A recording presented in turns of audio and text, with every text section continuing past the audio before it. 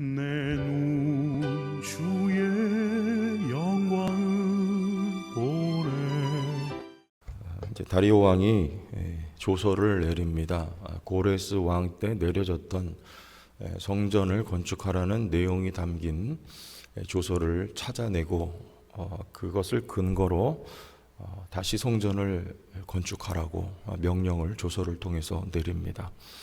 하나님이 하신 것이죠. 한때는 막았다가 한때는 열어주실 때 하나님이 뜻과 계획과 의도가 있어서 하나님께서 하시는 일이다. 어제 말씀을 통해서 우리가 이렇게 나누었습니다. 근데 하나님이 하시는데 오늘도 보면 하나님이 하신 일들을 빼곡히 우리가 기록됨을 발견할 수가 있는데, 조서를 내리고 특히 4절에는 큰 돌 3켜에 새 나무 1켜를 놓으라. 그 경비는 다 왕실에서 내리라. 이런 조서의 내용을 따라서 동일한 또 역사를 이제 진행하겠다, 이런 말씀을 하고 있어요. 경비는 다 왕실에서 내리라.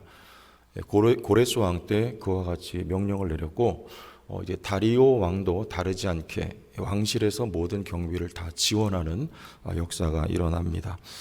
그리고 또 보호하죠. 다뜨네와 스달보스네에게 너희는 이 성전을 멀리하고 간섭하지 말라는 거죠.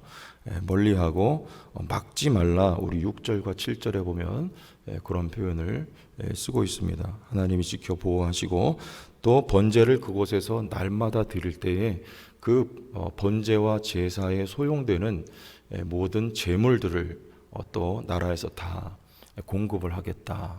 이렇게 오늘 말씀을 하고 있습니다. 우리 9절 말씀 보면 그렇게 나와 있죠.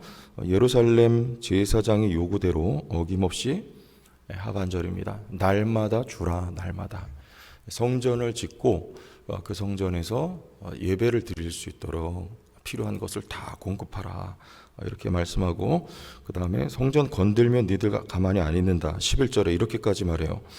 내가 또 명령을 내리노니 누구를 막론하고 이 명령을 변조하면 그의 집에서 들보를 빼내고 그를 그 위에 메어 달게 하고 그의 집은 이로 말미암아 거름더미가 되게 하라. 이렇게까지 명령을 내립니다. 자, 어떻게 이렇게 사람 마음 변화할 수 있다고 했죠? 하나님이 하신 것이죠. 사람들은 널브러져 있었어요. 이스라엘 백성들은 언약을 잊어버린 채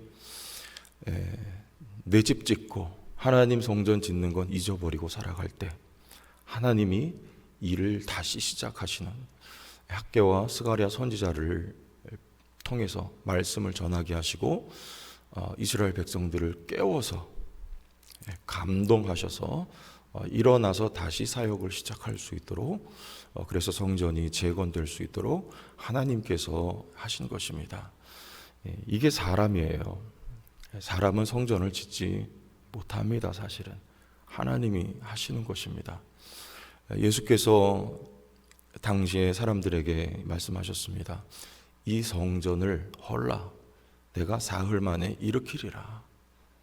사람들은 성전을 헌 것밖에 없습니다. 예수를 십자가에 못 박았지요. 일으킨 건 누굽니까? 하나님은 성전을 일으키시는 거예요. 사도 바울을 왜 하나님이 늦게 부르셨습니까? 사도행전 9장에 가서야 스데반을 죽이는 일을 총괄하고 많은 그리스도인들을 잡아 죽였던 일을 하도록 내어버려 두셨다가 왜 늦게 부르십니까? 바울의 일생은 부름받기 이전에 성전을 헐었던 역사입니다. 성전을 그러나 하나님이 일으켜 세우시는 거예요. 바울 자신이 성전이 되고 그를 통해서 또 성전이 지어지게끔. 예수님의 제자들이 왜 한결같이 주님을 부인하고 떠났습니까? 같은 원인입니다. 이유예요. 성전을 헌 거예요. 주님 홀로 십자가에 매어 달리시고 하나님은 성전을 일으키셨던 역사일 뿐입니다. 그래서 바울은 한 가지 고백을 늘 하고 있습니다. 나는 지극히 미약한 자요, 죄인 중에 괴순이라.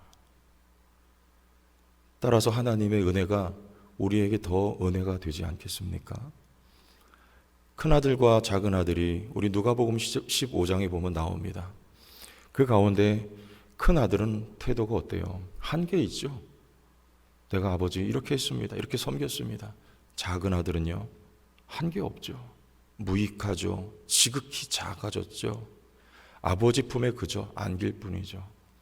하나님의 은혜가 어디에 머무릅니까? 큰 아들의 삶이 아니라 작은 아들의 마음 가운데 하나님의 은혜가 은혜되는 것이죠. 여러분 어떻습니까? 우리는 한계 있습니까? 한계 없습니까? 하나님 앞에 우리는 한계 없습니다. 나는 지극히 작은 자입니다. 이게 하나님이 기뻐하시는 성도의 자리입니다.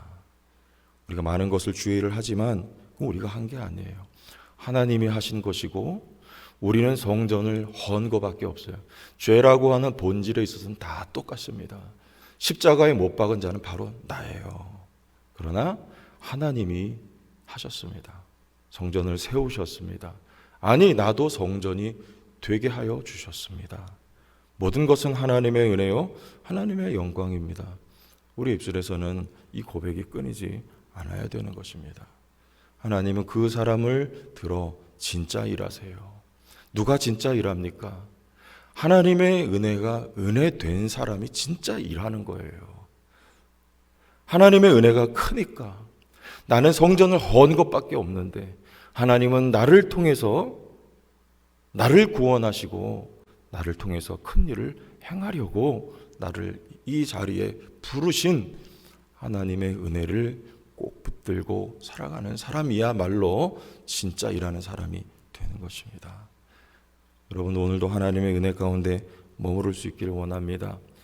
내가 오늘도 왜 이렇게 내 모습이 이러냐?